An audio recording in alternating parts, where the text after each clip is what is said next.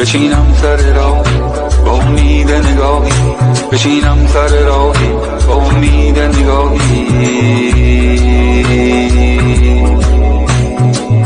خدایا تو گواهی.